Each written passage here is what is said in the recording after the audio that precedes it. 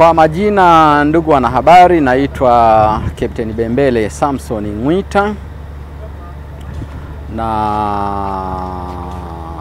nipo kwenye taasisi hii Tanzania Shipping Company Limited kama msimamizi wa usalama wa meli pamoja na uhifadhi wa mazingira. Leo tupo katika bandari hii ya Mwanza Kusini kwa ajili ya kupokea meli yetu MV New Victoria hapa kazi tu inapopanda kwenye chelezo floating dock kwa lengo kubwa moja la kufanya ukaguzi wa mwili wa meli unaokuwa chini ya maji meli inapoelea, mahala ambapo kwa macho yetu hatuwezi kuona, lakini inapopanda hapa basi ule mwili tunapata nafasi ya kuona, kufanya ukaguzi, kufanya usafi na kufanya marekebisho pale itakapoonekana kuna umuhimu wa kufanya marekebisho. Kwa hiyo hilo ndio zoezi tulilonalo. Bahati nzuri kama meli inavyoonekana tayari imeshaingia kwenye chelezo. Tunafanya zoezi la kutoa maji ili huo mwili ubakie juu, na baada ya hapo kazi nyingine sasa zitaendelea kama nilivyoeleza hapo awali. Zoezi hili, ndugu wanahabari, ni zoezi la kawaida kabisa kwenye vyombo vinavyotembea kwenye maji. Huwa tunakuwa na utaratibu wa kufanya service kwenye magari yetu kila baada ya injini kutembea kwa masaa kadhaa. Gari inasimama, mnamwaga oili, mnafanya service za mitambo na mifumo tofauti tofauti.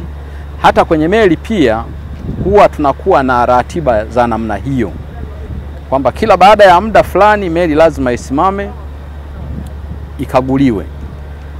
Na service za kawaida kwenye mitambo inayoonekana, kwa mfano kwenye engine, generator, pumps na mifumo tofauti tofauti, inafanywa service kila kimoja kwa wakati tofauti tofauti kutegemea na maelekezo ya kiwanda kilichotengeneza. Kwa hiyo kwa mwili huu ilikuwa ni lazima pafanyike ukaguzi huu, ni kujihakikishia usalama, ubora na kiwango kinachotakiwa cha kimataifa. Zile sheria zilipotungwa walizingatia hayo, kwamba chombo kitatembea, lakini kadri kinavyotembea kuna baadhi ya vifaa vitachoka, kuna baadhi ya maeneo kuna namna fulani hayatakuwa kama yanavyotakiwa kuwa. Kwa hali hiyo kusimama na kufanya hizo kaguzi na repair ni swala la lazima, kama ilivyo kwenye miili yetu, kwamba kuna kipindi tunafanya medical check up. Baada ya hapo ulikuwa unajisikia upo fiti, unakwenda kwa daktari anakuambia pressure ipo juu, obvious utahitaji upate huduma fulani kuregulate na kurudisha pressure katika hali ya kawaida, na ndivyo inavyofanyika hata kwenye vyombo vinavyotembea majini.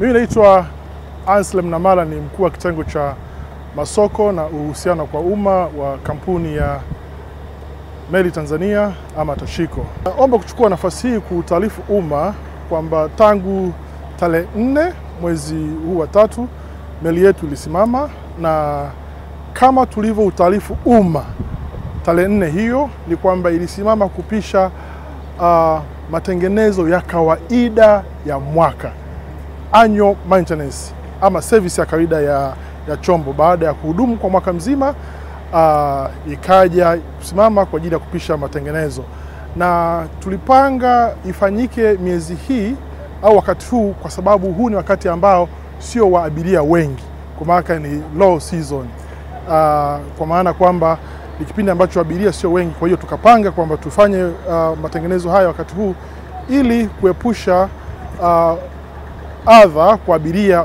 kipindi ambacho kina abiria wengi. Kwa hiyo tulipanga haya matengenezo yafanyike wakati huu, au hii service ya meli ifanyike wakati huu.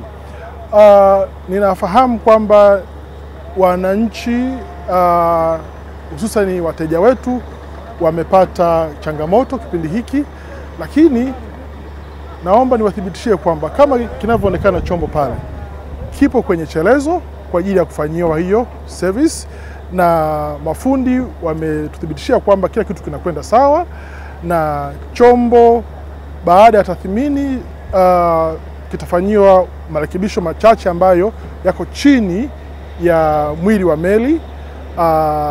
Baada ya chombo kusimama tangu tarehe 4, chombo kilifanyiwa matengenezo machache eneo la juu ya mwili wa meli, ambapo tulikarabati viti vichache ambavyo vilipata hitilafu, kupiga rangi, kuongeza nakshi ya chombo.